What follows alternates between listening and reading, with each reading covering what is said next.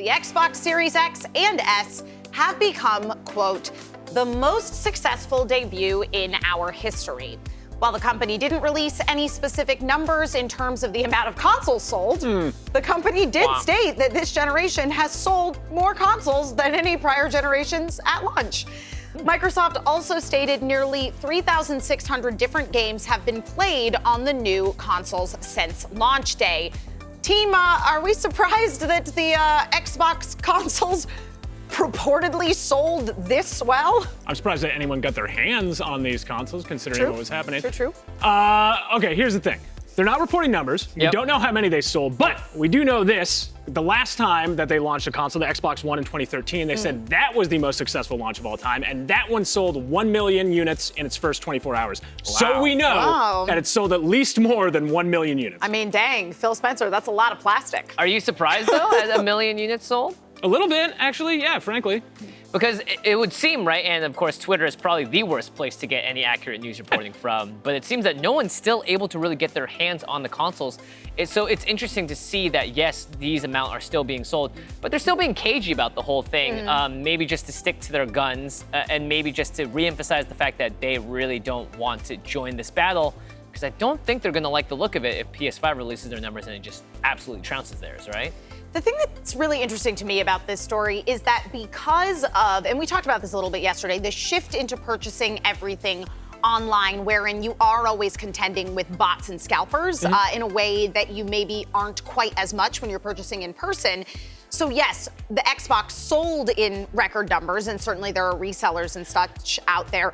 So maybe actually the measurement by how many games have actually been played on your sort of like Xbox network is a better measure of a console's success. Maybe that's why they give us a number for that one. Yeah. It also lends itself to something that Phil Spencer told Protocol earlier this year. He said that their biggest competitors are actually Microsoft.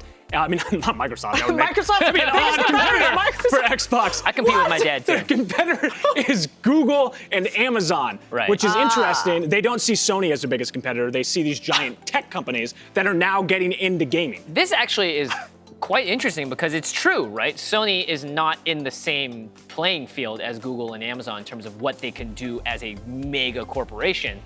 And so it makes sense that Microsoft is going to war or battle with them, and this whole console war thing that we've just been overblowing is just that. It's just hot smoke. Okay, but the thing is that, okay, yeah, fine. They're not trying to sell consoles. I understand that. But they're still trying to sell video games. And PlayStation, Sony specifically, makes a lot of video games. Yeah. So I feel like they're trying to Okay, all right, Emma, I'm gonna give you a competition. All right. You're Microsoft, and it's like, who do you want to go against in terms of video game sales? Do you want to try and compete against Sony? Or do you want to try and compete against the Google Stadia and whatever Amazon has tried to make in terms of video game Okay, see, that's why I feel like he said it, right? It feels like a bit of sour grapes. It's like, yeah, we've been getting our behinds kicked by Sony for this entire console generation, so like we don't even think of them as a competitor.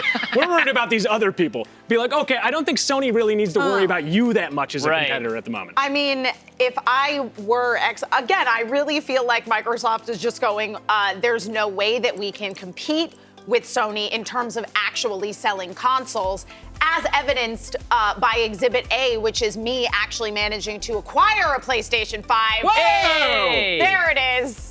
You're so happy, I think. I'm so happy. It looks like the PS5 just blends into the pavement. I know. And a lot of people also, when I posted this picture, go, well, we now know how tiny you are. And I'm like, I'm not that tiny.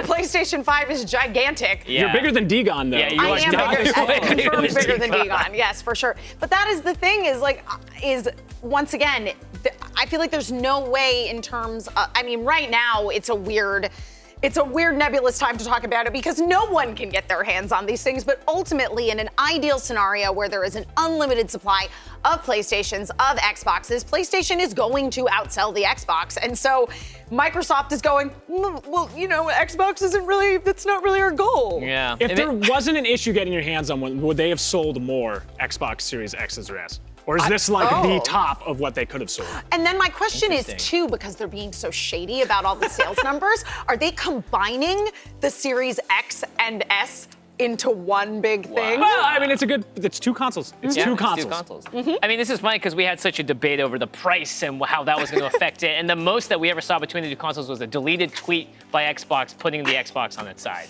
So it looks like their console war isn't even being engaged in on social media. But Maybe anyway. Patrick really nailed it. Microsoft's biggest competitor is Microsoft.